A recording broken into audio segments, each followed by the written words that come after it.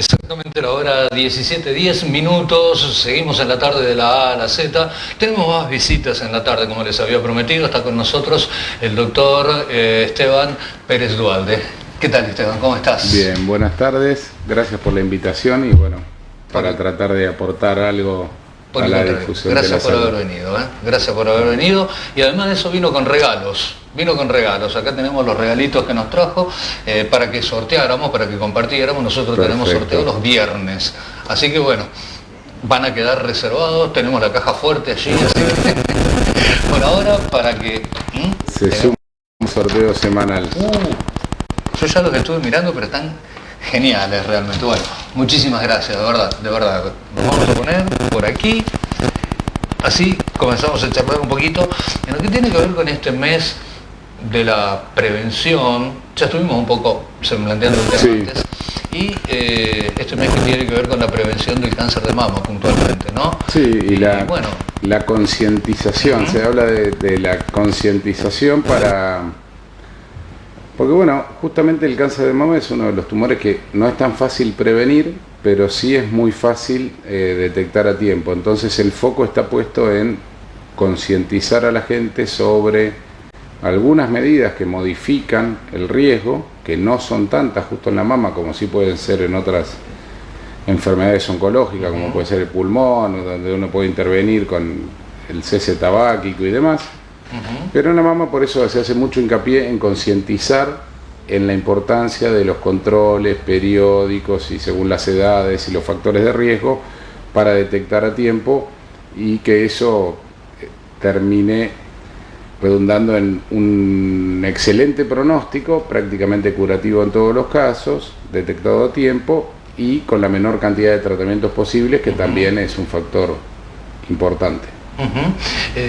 Esteban, vamos a arrancar de lo más elemental, como para que la gente que nos está viendo pueda comprender todo esto. Hablábamos recién, uno pronuncia la palabra, está estigmatizada, digo, ¿no? Cáncer de mama. Se activan todas las defensas, todo el miedo y todo lo que ello significa, porque el miedo, en este caso, y esas defensas naturales, psíquicas que tenemos los seres humanos, nos juegan en contra. Sí, puede. Cada día se va hablando más y es real como que un tema medio entre tabú o que no, el tumor lo paralizó o el cáncer lo paralizó. Bueno, pero también hay un montón de experiencias donde dice, bueno, se fortaleció y lo sacó adelante y tuvo fuerzas para hacer los tratamientos y lo superó y pasó de etapa. Desde luego que el diagnóstico de una patología grave, en este caso oncológica, conlleva una reacción emocional que es esperable en cualquier persona psíquicamente normal que reaccione y que tenga inquietudes, que tenga miedos, pero eso no es necesariamente una cosa que lo vaya a paralizar sí o sí, sino que hay que avanzar, hay que transitarlo como si fuera un duelo o cualquier otra experiencia emocional seria. Sí, intensa, digamos. No, yo te preguntaba esto porque muchas veces yo lo escucho esto con mucha frecuencia y no, pero me da miedo ir a hacerme el control. Mirá si me da positivo, mirá si me da... Para eso son los controles, ¿no? El control es para detectarlo a tiempo.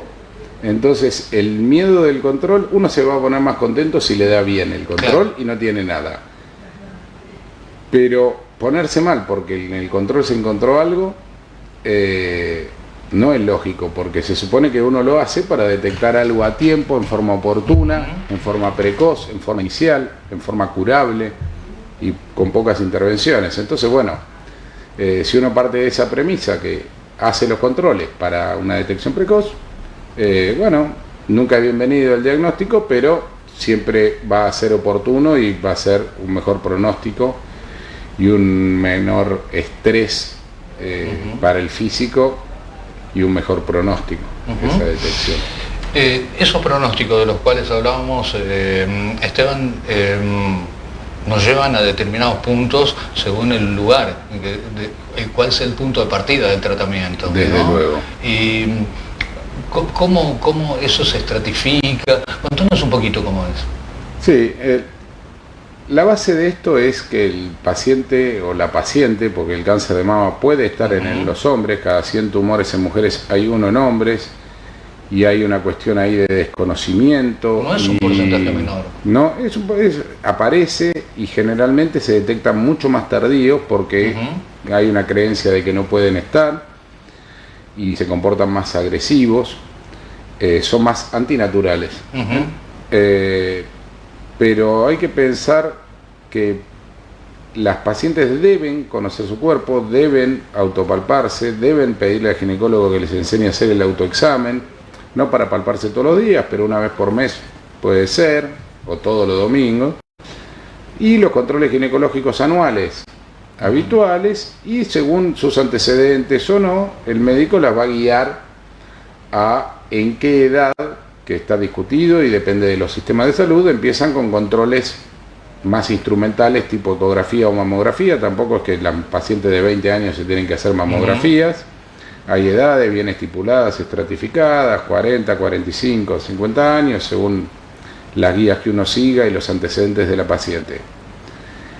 A partir de eso es que si se llega al diagnóstico, tal cual hay toda una estratificación de estadios que tienen en relación el tamaño de la lesión, que para que tengamos una idea de la importancia del control, los primeros escaloncitos son lesiones de 5 milímetros, o de 5 a 10, ya no es lo mismo, o de 10 a 20, ya no es lo mismo, o de más de 20 milímetros, o más de... Entonces, si son importantes esos 5 o 10 milímetros, imagínense lo importante que es hacer el control con imágenes y la detección oportuna. Aparte del tamaño del tumor, otro factor a tener en cuenta inicialmente para ubicar al paciente en su necesidad de tratamientos y su pronóstico es si hay ya afectación o no fuera de la mama en los ganglios, y por último ya lo que es más conocido como metástasis, si hay enfermedad fuera de los ganglios y la mama en alguna otra parte del cuerpo. Y en base a una serie de equivalencias y correlaciones entre el tamaño del tumor, los ganglios o no afectados y la enfermedad o no fuera de la zona, se estadifican de estadios desde el 0 al 4. Sí. Sí.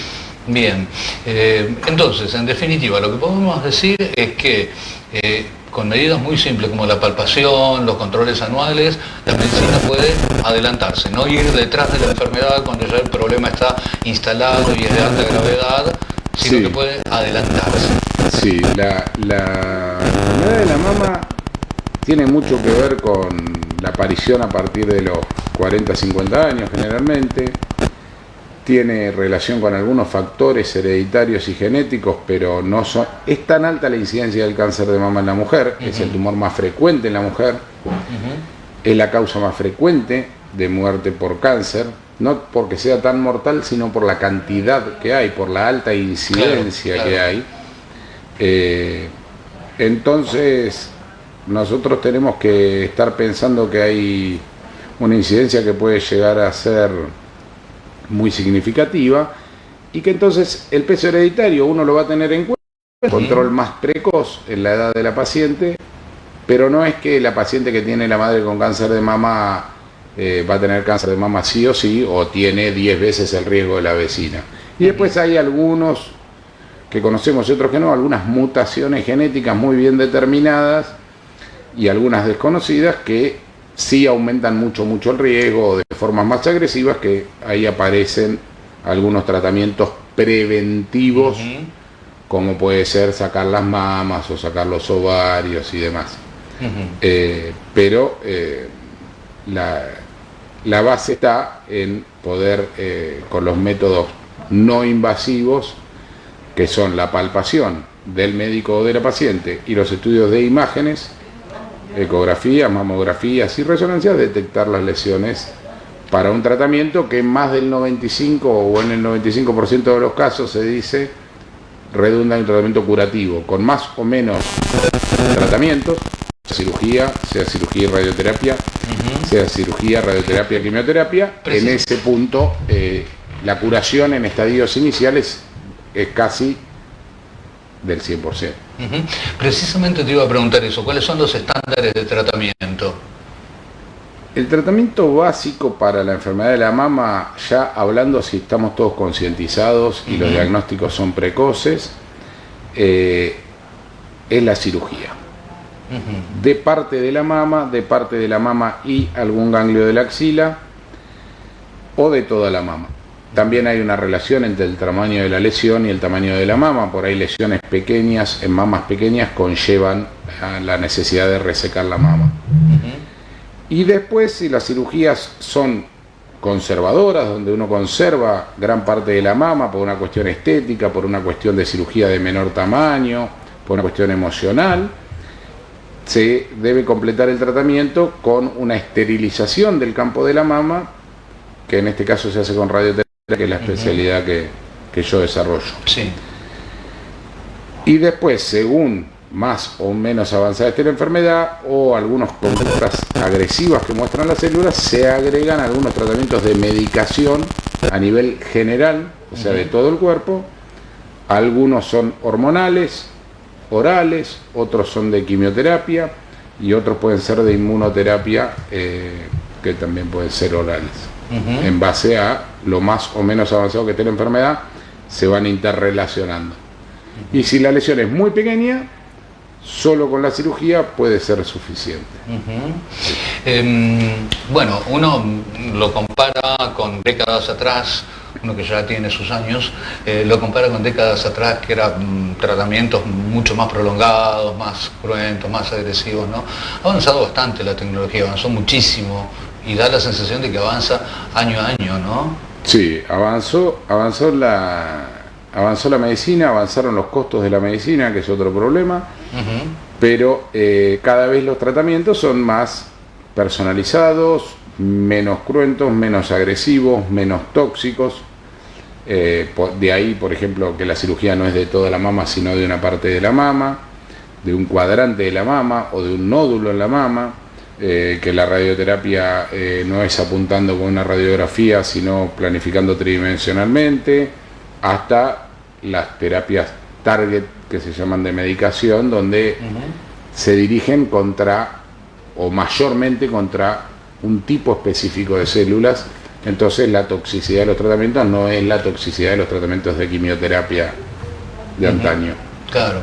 Esteban, leí no hace demasiado tiempo, hace algunos días, y en el marco de estas fechas donde la información incluso hasta sobreabunda, me parece, en algunos casos, porque uno no sabe ni siquiera quién le escribe, pero leí en algún portal de noticias por allí que se detectaban, en la Argentina, que se estaban detectando muchísimos más casos de cáncer que antaño, digamos. La comparación creo que estaba hecha a 10 años, pero no quiero hablar por boca de ganso. Sí. Mi pregunta es esta. ¿Está creciendo la cantidad de gente que padece esta patología o se está diagnosticando mayor cantidad de gente? Digo, antes había un subdiagnóstico. Hay un poco no hay ningún estudio concluyente de que hable de que claramente aumentó la incidencia de algún tipo de tumor. La última variable importante de incidencia que yo recuerde fue la modificación con respecto a, no el cese, pero la disminución del uso del tabaco, que empezó a bajar los tumores de pulmón. Sí es verdad que hay mayor estrés, peor alimentación, mayor sedentarismo y algunos tóxicos que conocemos o no conocemos, que pueden ser agroquímicos o pueden ser conservantes de alimentos, que alguna repercusión van a ir teniendo, pero no hay una marcada incidencia elevada. Sí, uno empieza a tener sensaciones, pero la medicina son datos estadísticos, claro, que uno tiene que tener firmes y evidencia científica para hacer una aseveración de ese tipo. Uno empieza a notar que hay alguna tendencia a que hay pacientes más jóvenes con algún grupo de tumores que por ahí no había. Pero estamos todavía, yo diría que la incidencia es estable y que los factores de riesgo para prevenir todos los tumores son más o menos los mismos. Cuidarse un poco del sol, alimentarse bien, hidratarse bien. Cuanto menos procesada la comida, más frutas y verduras y más actividad física y menos sedentarismo y menos obesidad, ahí, y sin tóxicos, ahí englobás, que bajás casi todos los tumores. Claro, bueno, acá en esta región tenemos históricamente un problema y una polémica básicamente, porque como vos decís, no hay una base todavía científica de un cuerpo de conocimiento, me parece, estadístico, lo suficientemente conformado y que está vinculado con los agrotóxicos, el uso de agrotóxicos. Bueno, ahí es una lucha, ¿no? Siempre de que, porque hubo un caso, nos contaminamos todos, y iba a haber un caso, y el que vive en el medio de la ciudad, y cada zona tiene su riesgo. A ver, ¿cómo es eso? Me interesó. Claro, por ejemplo, los que vivían en el medio del campo solos, pero se calefaccionaban con leña, tenían más riesgo de algunos tipos de tumores, por ejemplo, de vejiga o de pulmón, que en la ciudad. Y por ahí el que vive en la ciudad es más sedentario y más obeso y tiene otro riesgo. Así que... Entiendo. Sí, y también es verdad que después aparecen las luchas con este tema de los agroquímicos y la economía, y bueno, probablemente sin agroquímicos, no quiero que me agarren los fundamentalistas, pero probablemente mucha de la población mundial, más que hoy, pasaría hambre. Entonces, bueno, es una charla para otra cosa. Tiene otras... Y es también cierto que hay más detección y más asiento fidedigno de causas de muerte o de diagnósticos que también podrían pseudo subir la incidencia, cerrando la pregunta anterior, ¿no? Sí, así que no hay algo marcado, no hay algo determinado, no hay una estadística que lo avale. Nada, lo de siempre. Vos te asomaste recién a un tema que tiene que ver, vos hablaste de los costos médicos y todo lo demás. Yo pregunto desde otro lugar esto. Todos sabemos que Argentina vive casi en un estado permanente de crisis económica, digo. Sí. ¿En qué posición nos pone eso en lo que tiene que ver con el desarrollo de una tecnología, tanto en instrumental como en medicina, como en medicamentos, a eso me refiero, en materia de investigación y propios?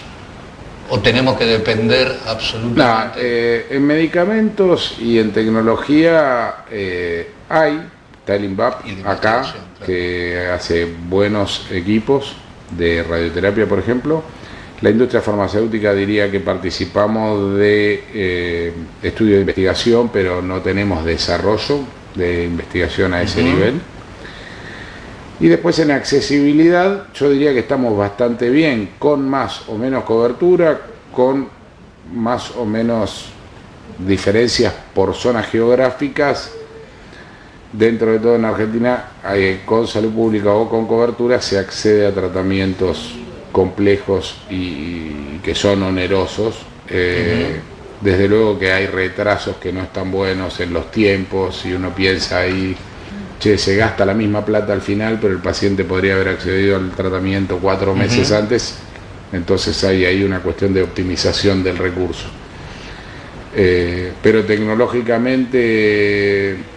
Medicamentos, bueno, se accede a todo, se llega a todo, puede haber alguno que no haya, que tarde más en aprobarse, hay un tema de costos también, pero bueno, estamos dentro de los estándares, y mismo yo acá, cuando me empecé a relacionar con los oncólogos de acá, trabajan y hablan de lo mismo que hablaba yo en La Plata, y que hablan en Rosario, y que hablan en Buenos Aires, y nosotros tecnológicamente en radioterapia acá en Venado estaba un poco para atrás, y están en un plan de reconversión, y bueno, que me parece, yo no soy de acá, ahora sí, me mudé, soy venadense, me estoy aquerenciando, así que nada, con un poco de responsabilidad, pero también con orgullo, siento que hay un emprendimiento grande, por ejemplo en radioterapia, que hay un servicio de oncología en el hospital, que hay doctoras en los sanatorios, que hay una clínica privada de oncología, y bueno, creo que somos un montón, que hay una cosa sólida.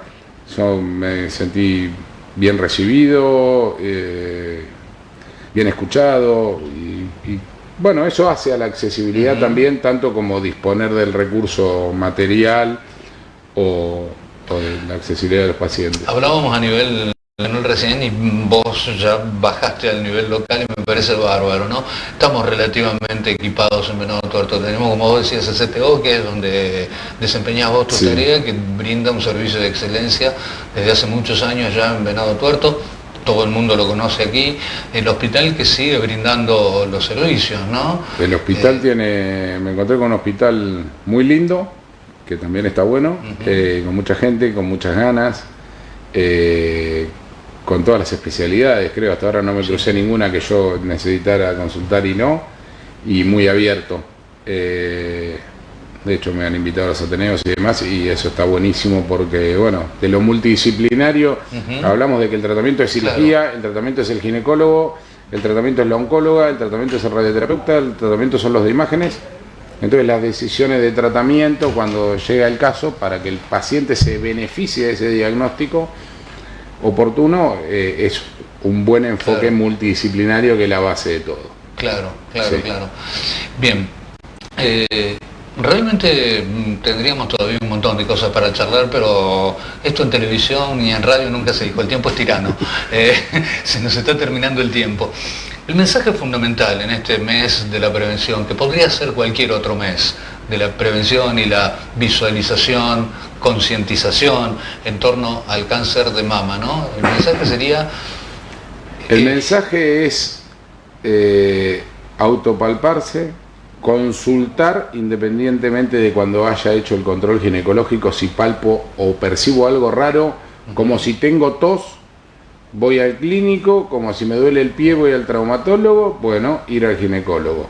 Hacer el control ginecológico anual antes de la pubertad, todas las mujeres, todas las niñas, todas las adolescentes, y ahí les van a enseñar a autopalparse bien, hay metodología, ahí les van a indicar en qué momento deben, sin dispensar recursos inútilmente, empezar a hacerse las ecografías y mamografías o resonancias, y no hay más que eso, digamos, es el PAP ginecológico, es la mamografía o la palpación según la edad, y después se ahondará con ecografía según la forma, el tamaño de la mama o una resonancia. Pero no hay mucho más. Desde luego, lo de siempre, la comida saludable, el peso, el no sobrepeso exagerado, son los únicos factores modificables del riesgo del cáncer de mama. El resto ya viene con la genética, digamos. Exacto. Bien. Bueno, yo te agradezco infinitamente la gentileza de que hayas venido. Te vamos a mantener el material de consulta ahora que no hay problema.